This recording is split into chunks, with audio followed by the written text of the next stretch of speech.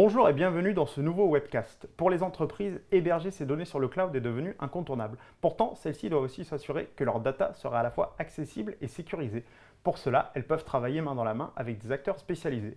Pour évoquer ce sujet, j'ai donc le plaisir de recevoir Laurent Blin, responsable de produits chez OVH Cloud. Bonjour Laurent. Bonjour. Ainsi que Antoine Lecorne, directeur technique chez Lecpac. Bonjour Antoine. Bonjour. Alors, le rachat de VMware par Broadcom change la donne pour de nombreuses entreprises. Quelles sont les solutions alternatives qui émergent pour ces entreprises? Il faut rappeler déjà que VMware, c'est une technologie d'hyperconvergence qui est présente dans énormément d'entreprises. Le changement donc, est apparu suite à l'acquisition de VMware par Broadcom en novembre dernier, avec des changements appliqués à partir du mois d'avril dernier. Et on a trois grands changements. Le premier, c'est un changement d'offre. Il y a un très large catalogue de VMware qui était extrêmement simplifié. Un deuxième gros changement, c'est le modèle de licence, donc modèle de tarification. On n'est plus sur un modèle perpétuel, mais sur un modèle qui est à la souscription. Et un troisième changement qui est également le modèle de commercialisation, c'est-à-dire qu'il y a une simplification des acteurs qui participent à la vente des licences dans ce sujet-là. Donc sur le sujet d'aujourd'hui, on a vraiment à rappeler que VMware, en fait, au niveau produit, c'est deux grandes lignes de produits qui sont aujourd'hui disponibles, VVF et VCF. VVF qui est VMware vSphere Foundation et VCF qui est VMware Cloud Foundation. VVF étant le produit d'entrée de gamme, la version light de la version de VCF. Antoine, est-ce que vous souhaitez ajouter quelque chose à ce sujet? Oui, donc chez Lecpac Consulting, nous proposons deux approches en termes d'alternatives. La première, un changement technologique. Donc on peut passer par des solutions open source comme Proxmox ou alors proposer des solutions hyper convergées comme Nutanix. On peut aussi changer totalement de technologie, passer sur des technologies conteneurisées comme Kubernetes. La deuxième approche, c'est un changement de mode d'hébergement. On peut passer par exemple sur une offre d'hébergement cloud où OVH va proposer par exemple des solutions VMware as a service. Alors Laurent, pour rebondir sur ce que disait Antoine, quelles sont les stratégies de migration que vous proposez chez OVH Cloud et sur quelles technologies reposent-elles? Alors, la migration en elle-même, donc on peut parler de technologie, mais avant toute chose, une migration fait partie d'une stratégie d'entreprise. Donc le changement qui vient de se passer suite à l'acquisition amène chaque entreprise à revoir, à ajuster leur stratégie d'hébergement, voire leur stratégie de transformation vers le cloud. Chez OVH Cloud, on se veut à proposer l'ensemble des solutions pour donner le maximum de choix à nos clients. Autant d'avoir d'un environnement privé qu'un environnement mutualisé et de donner cette possibilité-là. Pour accompagner la migration c'est vraiment un métier en fait, d'accompagnement et de transformation d'une entreprise. Celle-ci se fait à travers nos partenaires. Donc l'exemple effectivement de Lecpac qui accompagne des clients dans leur phase d'assessment de la situation existante, que ce soit du parc logiciel qui est présent, des infrastructures présentes, de la production qui est dessus, les applicatifs, pour ensuite faire une transformation qui va s'exécuter avec tout un plan. Le contexte Broadcom fait que dans cette transformation-là, le timing est, je vais dire, accéléré. Les changements ont été faits rapidement et maintenant, effectivement, il faut les accompagner avec des experts du métier.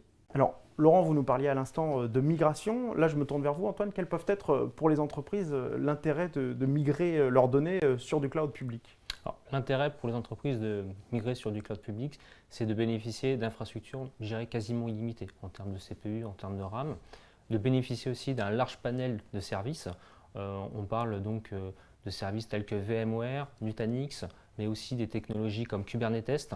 Ce qui permet aux entreprises de pouvoir tester finalement les technologies avant finalement de trancher sur le choix technologique que doit opérer l'entreprise. Vous, chez Lecpac, vous proposez également aux entreprises des missions d'audit?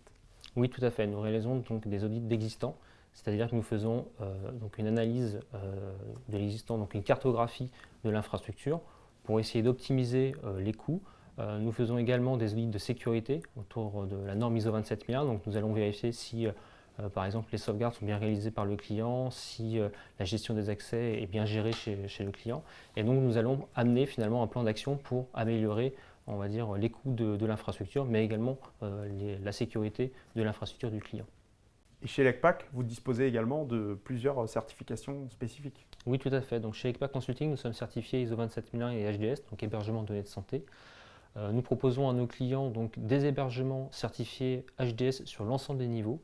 On adresse tous les services d'OVH sur l'hébergement de données de santé, donc que ce soit donc, des services VMware, mais également des services autour de Kubernetes, donc pour faire de la containerisation. Donc, au sein d'une entreprise, une infrastructure à la fois plus performante et mieux sécurisée impactera directement les coûts. C'est exactement ce qu'on voit dans les différentes migrations que nos clients font. Il y a tout d'abord en fait un coût qui est le coût humain des équipes qui exploitent l'environnement. Lorsqu'on fait une migration vers un contexte cloud, après avoir franchi les aspects effectivement de sécurité, d'audit qui peuvent être réalisés en amont et de découverte de confiance avec un nouveau partenaire, on se rend compte que nos clients se retrouvent à mieux dormir parce qu'effectivement, les solutions managées par OVH Cloud en fait, amènent à avoir toute une partie qui n'a plus besoin d'être gérée. Le fait de s'appuyer sur un partenaire qui a l'expertise, qui permet de l'accompagner dans sa transformation, dans son optimisation, comme on vient de l'évoquer juste avant, va lui faire également économiser des coûts. Et ce qu'il ne faut pas oublier non plus, c'est que VMware by Broadcom, dans sa nouvelle stratégie, inclut vraiment le cloud comme étant un accélérateur. Ce qui fait qu'on arrive à une tarification dans un environnement cloud qui est plus raisonnable qu'un environnement privé. Donc forcément, selon l'historique du client, s'il a investi énormément en matériel, il n'est peut-être pas forcément judicieux de migrer à très court terme. Mais quand on fait une analyse complète, on arrive vraiment avec des modèles extrêmement simples, des migrations qui répondent aux besoins des clients et qui à la fin permettent de se reconcentrer sur le cœur d'activité de chaque entreprise. Antoine, est-ce qu'à ce sujet, vous souhaitez ajouter quelque chose ? Oui, donc en tant que partenaire OVH Cloud, nous accompagnons nos clients sur l'optimisation de leur infrastructure. Donc nous choisissons finalement les technologies qui sont les plus appropriées pour nos clients pour optimiser la performance.